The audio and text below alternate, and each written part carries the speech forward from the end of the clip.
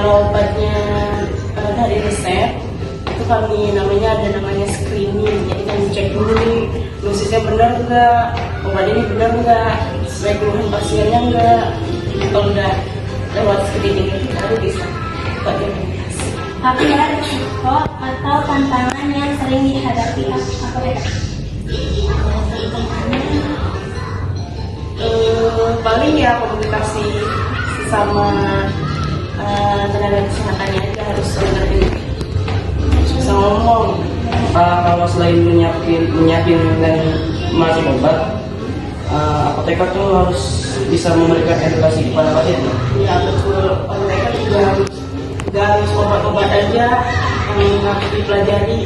Edukasi ke pasiennya juga kayak ke anak sekolah tentang obat atau apa, nanti apoteker juga ada perannya di situ. Jadi mereka juga harus bisa menjelaskan ke pasien atau ke semua.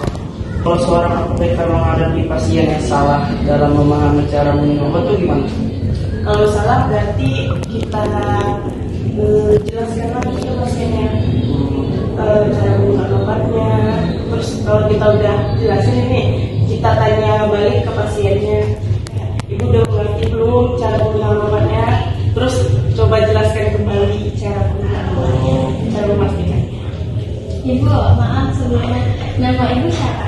Nama Widya, makanya nama aku Widya. Ibu, kalau aku boleh tahu, ibu kerja di apoteker itu udah berapa? Udah Itu ibu ngisi? iya. Pasan kenapa ibu tertarik dengan profesi ini? Apoteker karena kita tahu kalau kan kita kita tuh sering kayak di lingkungan ada yang sering sakit atau apa. Nah kita bisa membantu, awalnya ingin membantu keluarga dulu, tahu tentang obat kan, jadi gampang gitu ngasih tahu ke keluarga. Jadi nggak lagi sakit nggak harus langsung ke dokter atau apa, jadi dari kita dulu lebih gampang. Jadi kayak kalau ada warga yang di sekeliling sakit itu langsung bertanya. Bisa kalau dia bertanya. Iya. Sebelum ibu menjadi apoteker, pendidikan apa aja yang ibu ambil? Aku lulusan SMA negeri. Habis itu lanjut ke S1 farmasi, lanjut ke apoteker ada profesinya. Jadi S1 4 tahun, nanti lanjut profesi 1 tahun. Itu biasanya kalau gitu berapa semester?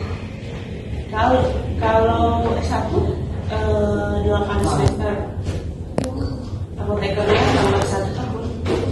Jadi gelarnya panjang. Berarti ada ini dong, pelatihan atau sertifikasi khusus buat jadi apoteker. Nah ini yang ambil profesinya itu, profesi 1 tahun.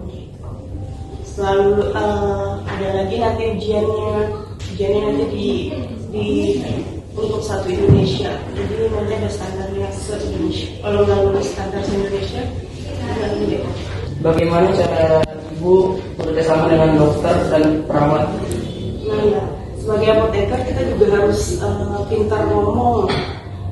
Jadi kalau komunikasinya harus bagus, apalagi ke dokter, melobi dokternya harus pintar, sama ibunya harus banyak, harus banyak baca juga. Keterampilan apa yang harus dimiliki seseorang yang ingin menjadi apoteker di masa depan? Yang pertama komunikasinya harus bagus, ilmunya harus banyak, juga yang penting ilmunya sih, karena ilmu pasti kan, sama sainsnya juga harus bagus. Apa harapan ibu untuk perkembangan dunia farmasi dan kesehatan? Terutama apoteker ya, kalau keinginannya apoteker lebih banyak dikenal di masyarakat, karena sekarang masih jarang yang tahu apoteker, tahunya tadi gitu, malah sering dipanggil dokter, padahal kan bukan, beda. Apa pesan yang mau ibu sampaikan untuk para pelajar yang bercita-cita menjadi tenaga kesehatan, terutama apoteker?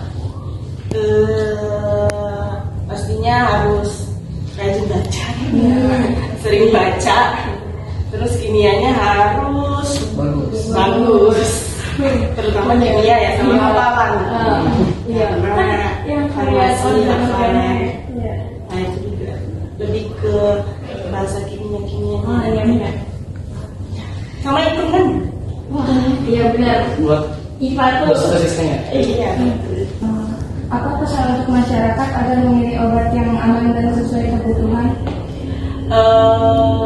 Lebih baik konsul obatnya ke apoteker atau ke dokter ya, bukan ke sosial media seperti TikTok, literatur juga TikTok lah, Instagram lah kayak. Pas saya ada kadang ada pasien, pas saya mau beli obat ini dong, saya lihat di TikTok, boleh. Lebih bagusnya konsul langsung ke apotekernya atau ke dokter. Kalau mau Halo guys, untuk mencari obat yang aman dan sesuai dosis, kalian dapat